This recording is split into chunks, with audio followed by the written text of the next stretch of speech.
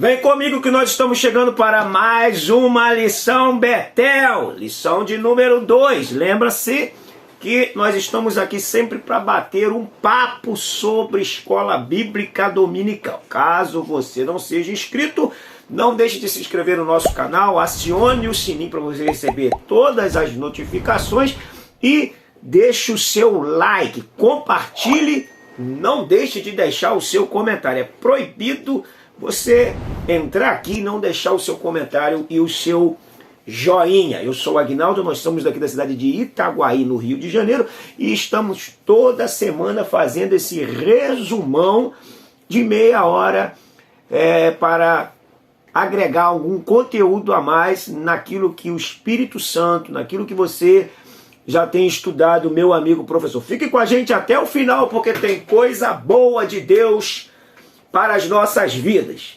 Oséias, o amor de Deus e a chamada ao arrependimento é o nosso tema, o tema dessa lição. E o nosso textuário é porque eu quero misericórdia e não sacrifício, e o conhecimento de Deus mais que os holocaustos. Trocando a miúdo isso aqui, digamos que eu quero, o que Deus está falando assim, eu quero que vocês me conheçam mais do que vocês frequentam o culto. Não que frequentar o culto seja errado, se é certíssimo, mas se a frequência ao culto virar uma rotina, força da tradição, bom, isso para Deus é irrelevante. O que é relevante para Deus é o conhecimento de Deus, e isso é uma das teclas que Oséias vai bater aqui no seu livro, tá bom? Qual é a verdade aplicada? A mensagem de Oséias aponta para o imensurável amor de Deus que o moveu a enviar Jesus Cristo para salvar o pecador e fazê-lo membro da sua família, da família de Deus.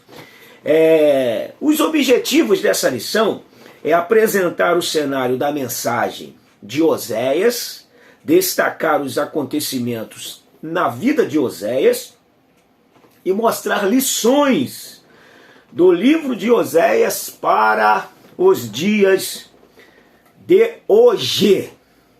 O texto de referência nós não vamos ler, que a gente não usa ler, como de costume, para ganharmos tempo, mas é Oséias, profeta Oséias, capítulo 1, verso 1, 2, 3 e capítulo 11, verso de número 4. Lembrando que Oséias, ele não está, os profetas menores não estão na ordem cronológica, mas está numa sequência lógica de assuntos. Por quê? Porque o reino, após a morte de Salomão, com o reinado do seu filho Roboão, o reino se divide em norte e sul. Você pega um mapinha, você vai ver lá, a parte superior do mapa é norte, e a parte inferior do mapa é sul. Estamos falando do mapa de Israel no Antigo Testamento. Oséias é um profeta do norte. Eu falei que pela lógica ele foi colocado aqui primeiro, porque o reino do norte foi levado para a Assíria antes do reino do sul, e Oséias é um profeta do norte, e Oséias profetizou para o norte, chamando a atenção de Israel. A gente vê aqui que ele usa muito a expressão Efraim, Efraim, Efraim, porque Efraim é a maior tribo do norte, assim como Judá é do sul, e o reino do sul é identificado por Judá. Está compreendendo até aqui? Se está compreendendo, deixa o seu comentário aí, porque isso ajuda a gente até a melhorar a nossa didática. Se você não estiver entendendo, também fala, não entendi esse negócio. E a gente vai explicar novamente, tá bom? Então nós vamos ler, por exemplo, se você ler Oséias capítulo 1, versículo 1, diz assim, palavra do Senhor que foi dita a Oséias, filho de Biri, nos dias de Uzias, Jotão, Acais, Ezequias, reis de Judá, parte inferior do mapa. nos dias de Jeroboão, filho de Joás, rei de Israel. Israel, reino do norte. Bom, Jeroboão, é Jeroboão II, que reinou de 781 a 753. 751 a 753, século 8 a.C. Oséias, ele profetiza aproximadamente de 755 a 720. Tem outras linhas teológicas que dá de 750 a 715. Então, essas datas elas são sempre aproximadas, tá ok? Não perca essa visão. E Oséias, esse Jeroboão II, ele é o 13º rei de Israel a partir de que acontece essa divisão. Então nós vamos começar a falar do Reino do Norte, e se você abrir a sua Bíblia no livro dos Reis, livro dos Reis, segundo livro dos Reis,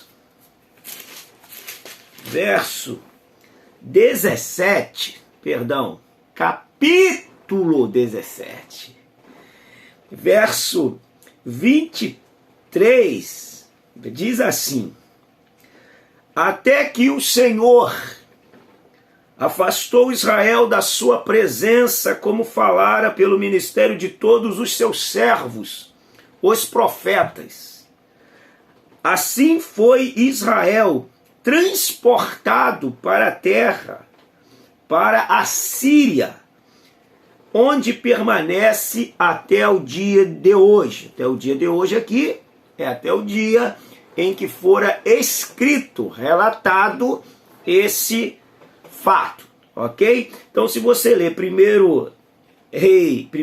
segundo Reis, capítulo 17, vai estar falando a respeito do último rei do Reino do Norte, que é Oséias, e do cativeiro do Reino do Norte sendo levado para a Síria, lá na região caldaica, tá? No próximo lá, aquela região lá de Harã, da Mesopotâmia, tá ok? Vamos lá para a nossa aula agora. Dito isto, vem comigo. Não sai daí não, hein? Se você tiver com muita pressa, você pode acionar o modo aí no vídeo de aceleração. Aí você pode adiantar um pouquinho o vídeo, você vai ouvir um pouco mais rápido. Todavia, você pode ouvir uma vez, 2 vezes, 3 vezes, e de uma maneira mais rápida, dependendo do tempo seu, se ele tiver corrido. Tá ok? Vamos lá. Oséias, então, ele vai falar do amor de Deus e um chamado ao arrependimento. A introdução diz que a mensagem de Oséias era centrada na quebra da aliança do povo de Israel com Deus. Sua vida pessoal era uma ilustração pedagógica do amor de Deus e sua infidelidade do seu servo.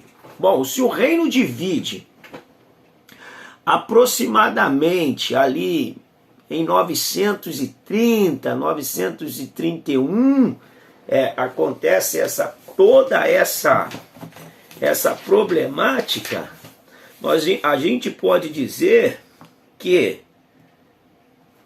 Jeroboão reina de 931 a 910. Eu estou usando aqui o livro de Antônio Renato Russo, Panorama Histórico de Israel, tá? Se você tiver aí, pode utilizar, que vai te ser muito útil. São fontes de estudos que agregam conhecimento ao professor.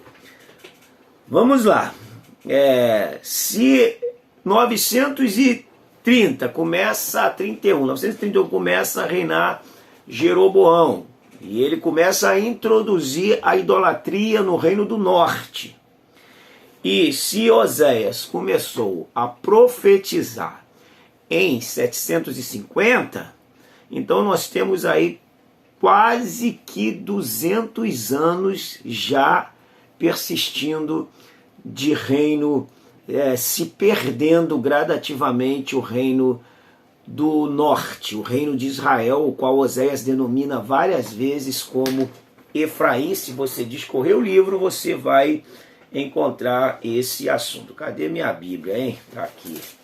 Bom, eu quero ler, para iniciar aqui essa fala, Oséias no capítulo 2, no versículo 8, diz assim: ela, pois, não soube que eu é que lhe dei o trigo e o vinho e o óleo, e lhe multipliquei a prata e o ouro, que eles usaram para Baal.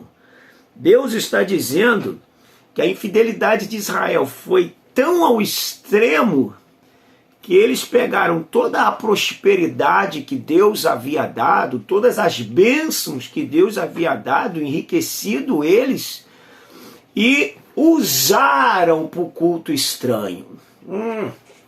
Esse texto, esse trimestre, será um trimestre, eu disse aqui, vou usar um termo bem corriqueiro, que era bem usado antigamente nas Assembleias de Deus. É um trimestre do conserto. Do conserto. Antigamente se usava muito a expressão assim: você tem que se consertar. É o trimestre do conserto. É para botar a igreja no trilho. Então, você, meu amigo professor, busque a Deus, direção de Deus, coloque a sua vida no altar, ore, jejua, se consagre. Peça a Deus autoridade e intrepidez para você estar lecionando com autoridade que vem do céu. Não mantenha rabo preso com ninguém, não mantenha uma vida desleixada espiritualmente. Sê tu o exemplo dos fiéis, porque esse trimestre é um trimestre que Deus quer te usar de maneira séria, de maneira profunda, de maneira onde a sua vida possa ser exemplo para as outras vidas. O cristianismo precisa de paradigmas, de homens, de mulheres, de jovens que sejam exemplo, que não se negociam, que não se vendem, que mantêm o seu caráter de maneira incorruptível. Vamos nós então, o cenário da mensagem do profeta Oséias. Bom, o cenário era um cenário apóstata, era um cenário de apostasia, era um cenário onde Israel traía Deus, onde Israel, que era tido como uma esposa de Deus, estava traindo o seu marido, e Deus vai fazer justamente Oséias entender o sentimento que Deus estava sentindo por ver um povo o traindo, por ver um povo o abandonando, por ver um povo sendo infiel a ele. A gente encontra esse texto parecidíssimo lá em Tiago. Tiago capítulo 4, o apóstolo diz que adúlteros e adúlteras, ou outra versão vai estar lá: infiéis, não sabeis vós que a amizade do mundo constitui-se inimizade contra Deus. Quando fala adúlteros e adúlteras, quer dizer que a amizade do mundo é uma autotraição.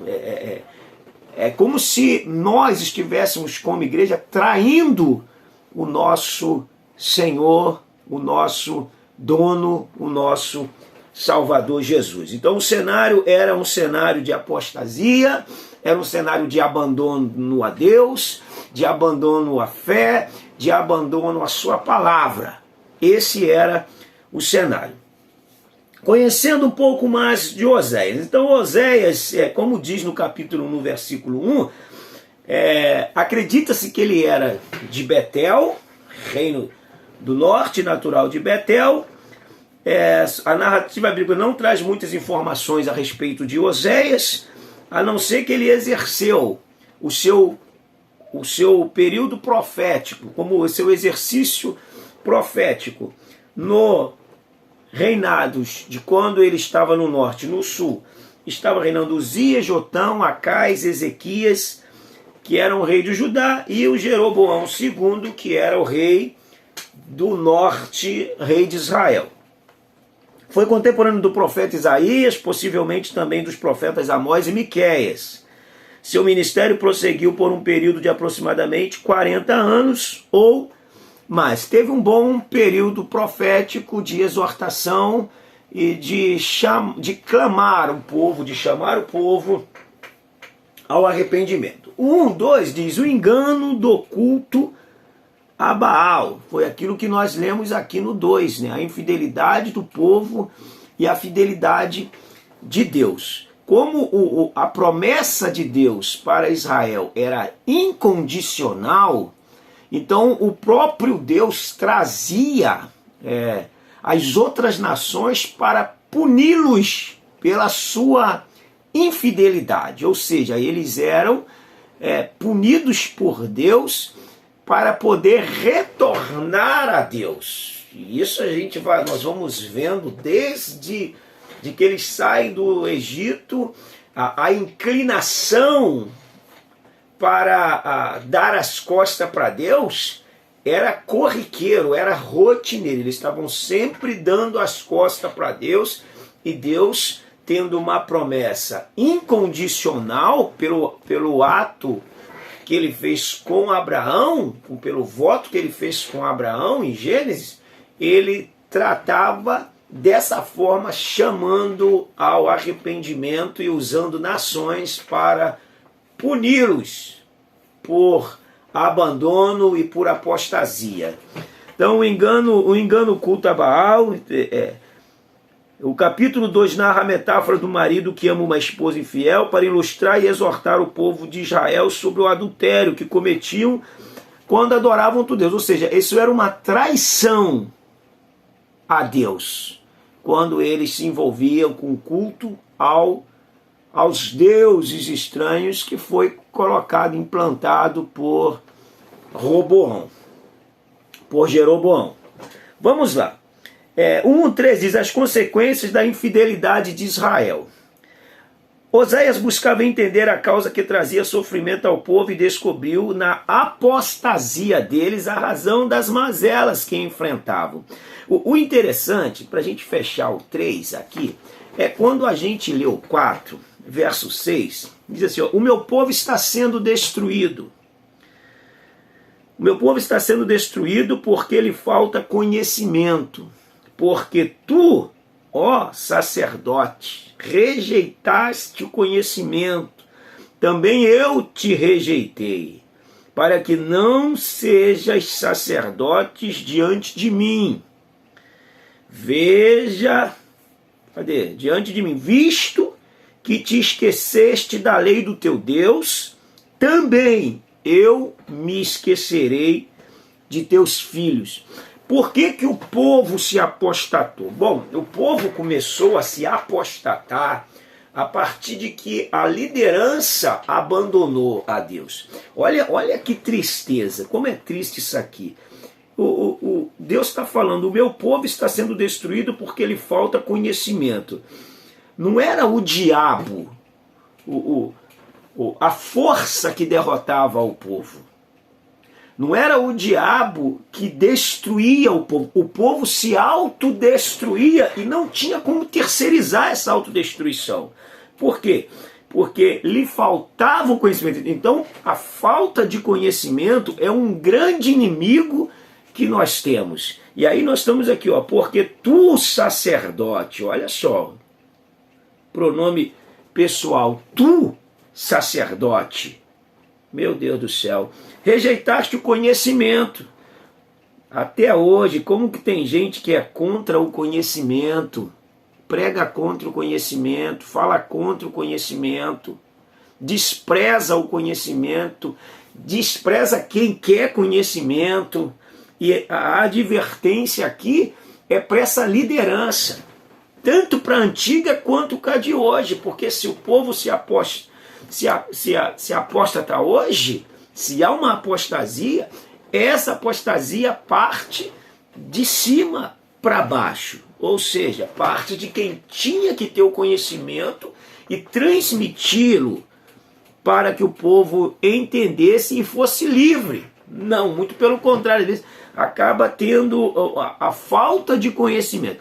Se o conhecimento ele te liberta, a falta de conhecimento te deixa atado, te deixa preso. Não é verdade? O que você acha disso? Deixa o seu comentário aí. Vamos lá.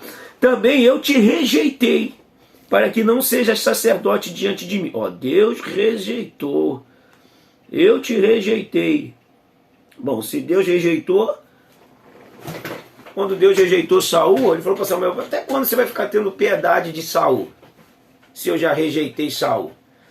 Aqui vai no mesmo padrão, a liderança. Visto que te esqueceste da lei do teu Deus, também eu me esquecerei de teus filhos.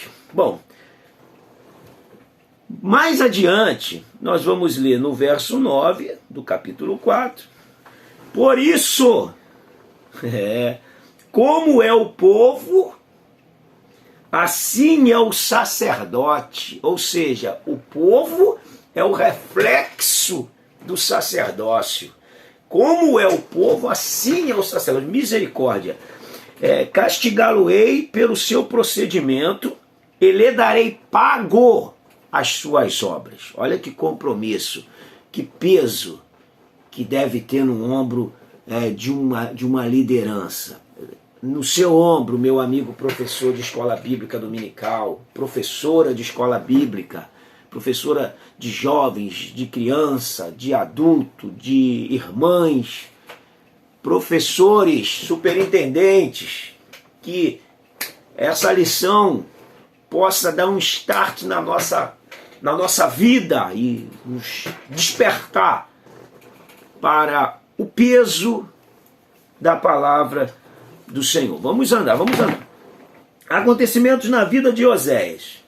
Bom, interpretando dos acontecimentos da vida pessoal de Oséias, tem causado extensas discussões no meio dos intérpretes e estudiosos das Escrituras sobre a literalidade ou alegoria do texto. Uns acreditam que esse casamento não foi literal, foi alegórico. Outros acreditam na sua literalidade, e eu acredito na sua literalidade também. O drama familiar do profeta deve ser compreendido como literal ou alegórico? Bom, para mim, literal. Por quê? O ideal aqui, o casamento de Oséias retrata a infidelidade de Israel.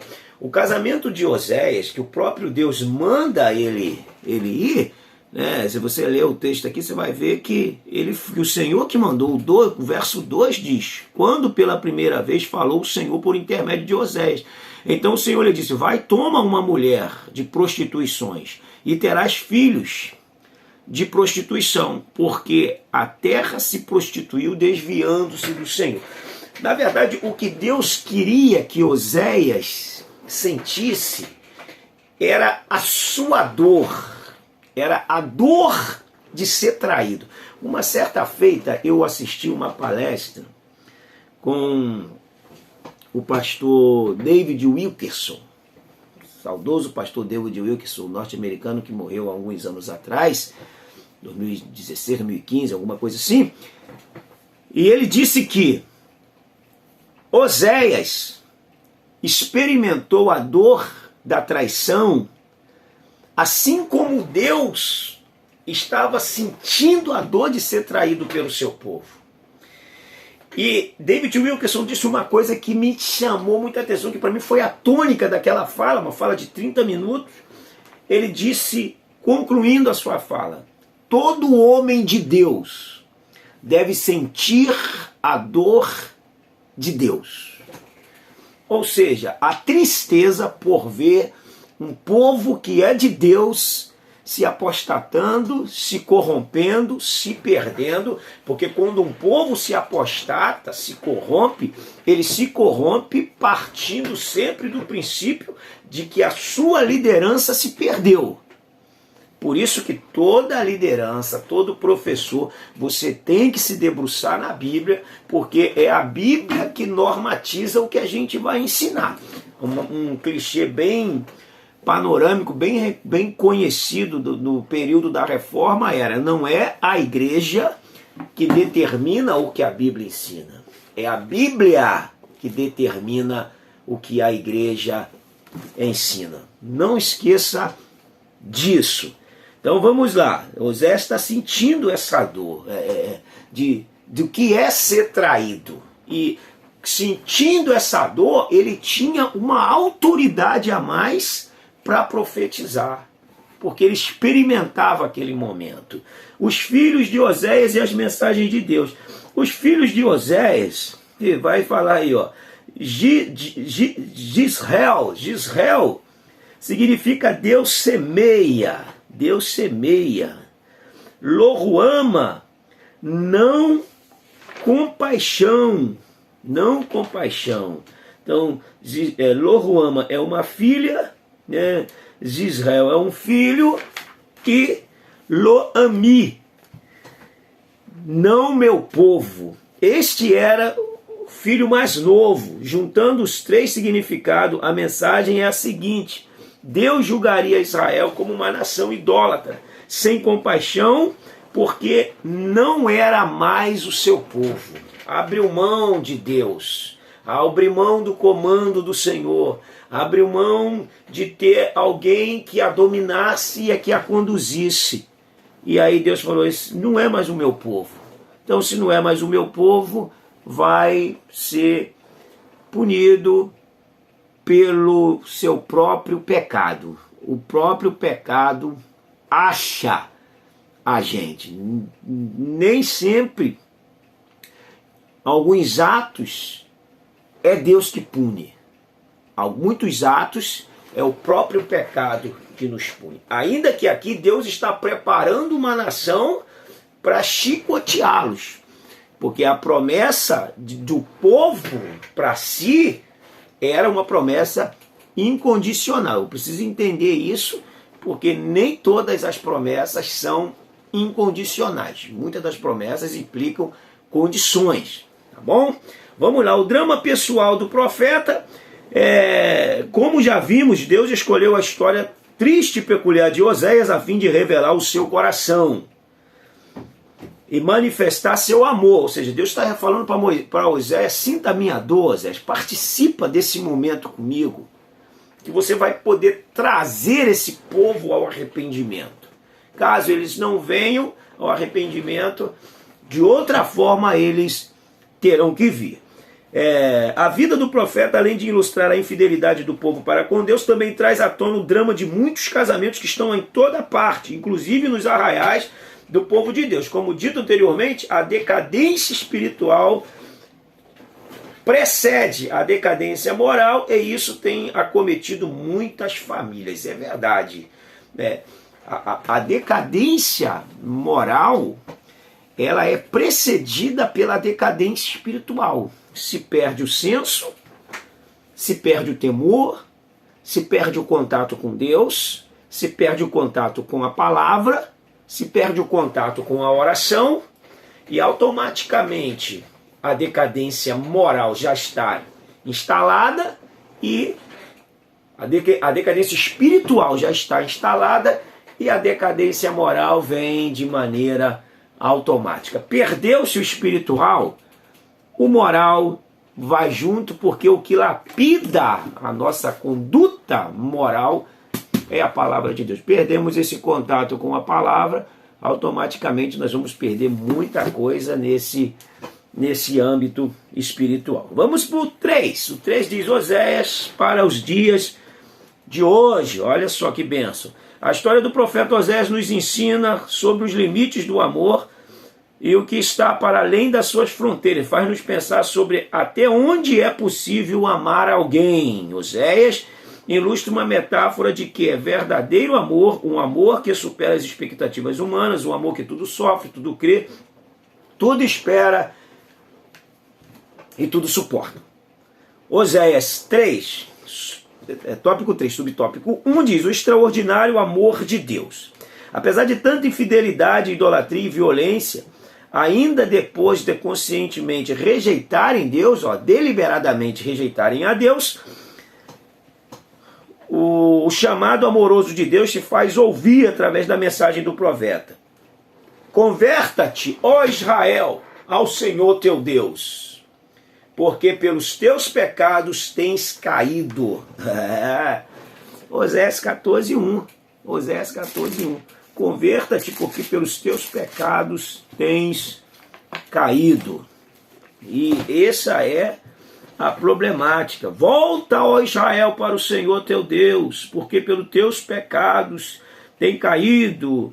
E aí ele vai dar sequência e vai dizer: tende convosco palavras de arrependimento e convertei-vos ao Senhor. E diz-lhe: perdoa toda iniquidade, aceita o que é bom, em vez de novilhos, os sacrifícios dos nossos lábios. A Assíria já não nos salvará. Não iremos montados em cavalos, e não mais diremos a obra das nossas mãos. Tu és o nosso Deus, por ti o órfão alcançará a misericórdia. Curarei a tua infidelidade, e eu a mim mesmo os amarei, porque a minha ira se apartou dele. Mas infelizmente eles não quiseram isso. O final do 14 diz: quem é sábio, que entenda estas coisas, quem é prudente, que as saiba, porque os caminhos do Senhor são retos, e os justos andarão neles, mas os transgressores neles cairão. Misericórdia de Deus para as nossas vidas. Então Deus chama eles a um arrependimento, e o 3:2 diz um chamado ao arrependimento, que é justamente isso que nós estamos falando. O livro de Oséias relata uma história de amor com detalhes constrangedores, que passam longe de uma relação baseada verdadeiramente no amor e no compromisso. A dor do profeta ilustra a dor do próprio Deus. Aquilo que eu falei, né, aquela máxima de Wilkerson. Assim como o profeta ansiava trazer de volta a sua esposa adúltera, Deus queria trazer de volta o seu povo adúltero. Era um amor incondicional. Volta que eu te perdoo. Volta que eu te amo. Volta que eu te faço bem. Se arrepende e volta. Mas, infelizmente, isso não aconteceu. O 3 diz: desafio de amar outra vez. O resgate de Gomes representa o resgate do sangue que Deus faria por seu povo e, consequentemente, por todos nós, pecadores. A dolorosa experiência de Oséias ilustra o amor de Deus disposto a perdoar um povo que não queria ser perdoado. Faz parte da cura o desejo de ser curado. Faz parte do salva-vida ver a manifestação de quem está se afogando para que ele entre na água. Então, se você não quer, fica complicado. Se a pessoa não quer, se a pessoa não se importa com isso, automaticamente ela vai ficar na sua vida errada, porque deliberadamente ela decidiu a ficar confortável nos seus pecados, e o povo foi punido severamente com isso. O pecado afeta o relacionamento com Deus e, em detrimento disso, também o relacionamento com o próximo. Porque o pecado afeta o relacionamento com Deus, o relacionamento com você e o relacionamento com o seu próximo. O relacionamento com Deus, você fica afastado, desinteressado das coisas espirituais. O seu relacionamento com você, depressão, pessoas irritadiças, pessoas insuportáveis, pessoas amargas. E isso são muito de uma vida que às vezes a pessoa está vivendo longe de Deus, sem paz no seu interior, e acaba desembocando com essas atitudes. E relacionamento com o próximo. Se você não vive bem com você, automaticamente você vai ter problema exterior com aqueles que o cercam. Vamos incentivar a nossa turma, os nossos alunos, as nossas igrejas, os nossos amigos a estarem perto de Deus, a abraçarem a causa de Deus, a andarem com Deus, a levarem Deus a sério, a valorizar o exercício espiritual tanto quanto ou acima do valor que hoje estão dando ao exercício físico. Se o exercício físico é algo importante para a saúde, quanto mais o exercício espiritual. Não é verdade? Olha, estamos chegando aqui a esse fim dessa aula. A conclusão vai falar que o amor de Oséias por uma mulher infiel é como o amor de Deus pelo pecador, e um amor incompreensível e imensurável aos olhos humanos. Não tem como medir esse amor, mas que realmente alcançou pecadores que não mereciam tal graça que hoje podem viver e testemunhar desse amor todos os dias. Eu quero te agradecer por ter ficado conosco aqui até o final. Quero louvar a Deus por sua vida e peço a Deus que o Espírito Santo te conduza por caminho certo e te direcione para a necessidade do povo que estará te ouvindo quando você estiver ensinando essa aula. Ore a Deus, ore pelo teu povo, peça a direção ao Espírito Santo e deixa Deus usar a sua boca. Um grande abraço, fica com Deus. Até a nossa próxima lição. Vamos lá para a lição 3, que vamos falar do profeta Joel. Fica com Deus.